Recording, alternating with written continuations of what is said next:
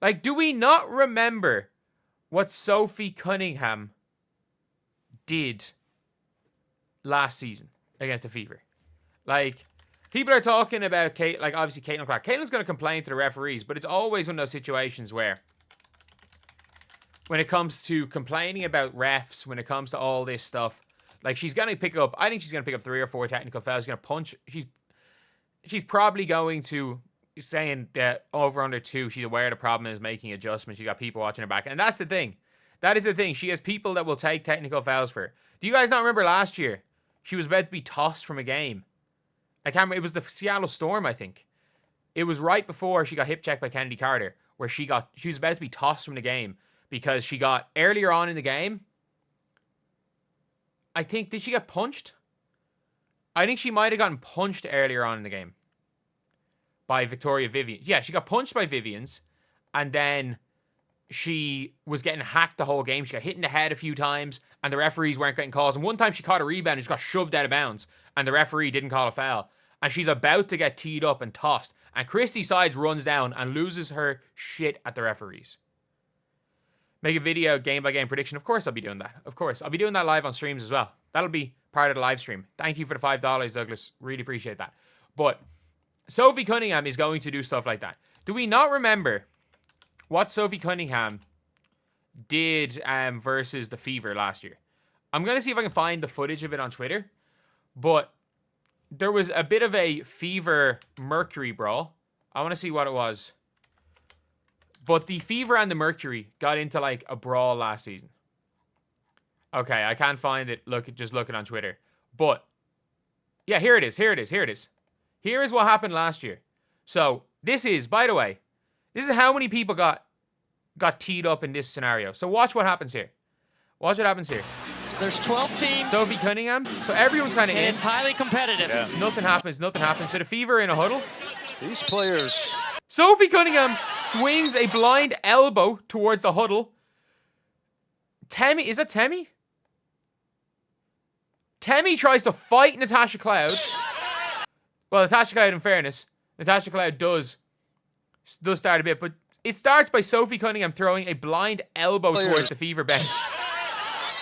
And then Natasha Cloud did very little, and Temi's trying to kill her, and Sophie Cunningham immediately, walks away. Huddled a little too close to each other in each other's neighborhood. Is the walks first away. thing. Caitlin Clark walks away Just as well. a little turf war.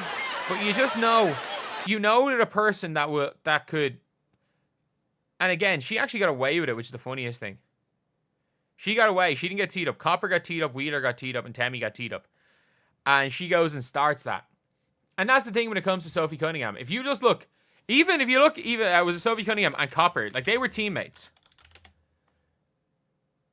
They were genuinely teammates. But if you look at, there's a page called Women Hooping.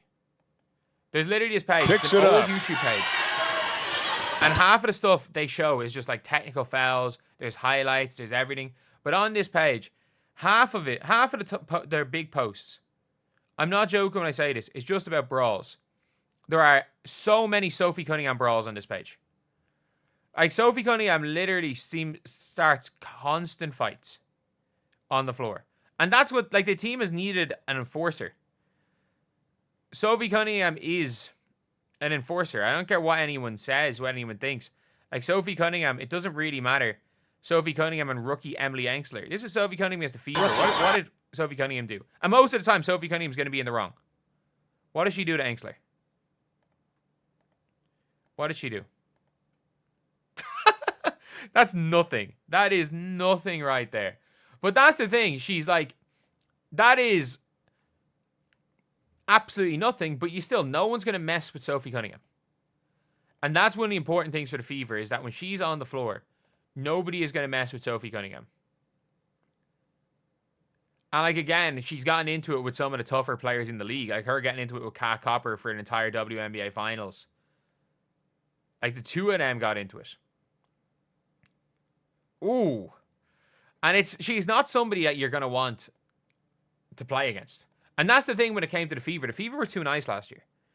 Like, there was no one on the Fever that you did not want, as a fan, you did not want your team to play against. And when it came to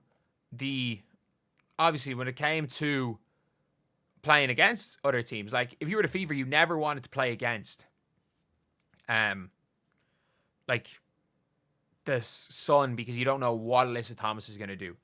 You never really wanted to play against the Storm, like, just because of their old vets on the team, because they were physical, they were tough.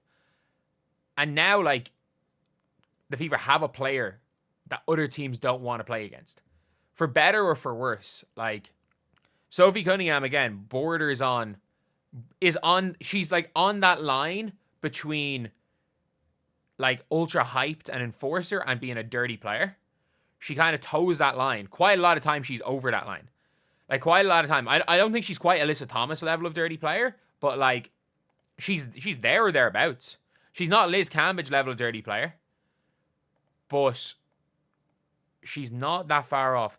Gut feeling is Sophie Cunningham will be getting payback and all the people took cheap shots in Caitlin Clark last year. I can see it.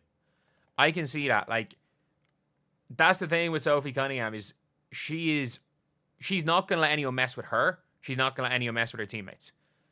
And I think it's something that the Fever have always needed. And I don't think a lot of, like, people, obviously, we knew they needed it last year, but the options that people were given were crazy. Like, do you guys not remember when people were talking about bringing Angel McCautry back to the WNBA? They were talking about bringing Angel McCautry back. They were talking about trying to convince Liz Cambridge to come back to the WNBA. I'm sorry. If you're Liz can't, like, I don't know. I don't think that doing what they did was the answer. But I also strongly, strongly do not believe that Liz Cambridge is ever the answer. Not only was she not the answer, she's never the answer. But now you've got Sophie. You got Natasha Howard, who's not an enforcer, but no one's messing with Natasha Howard. In fairness, no one's messing with Aaliyah Boston either. Aaliyah Boston's that strong. And now it's like Caitlin's going to have to be guarded because of the team they have by smaller players, because they can no longer put their point guards on Katie Lou Samuelson or their point guards on Lexi Hull to starting lineup. So she's going to have to come,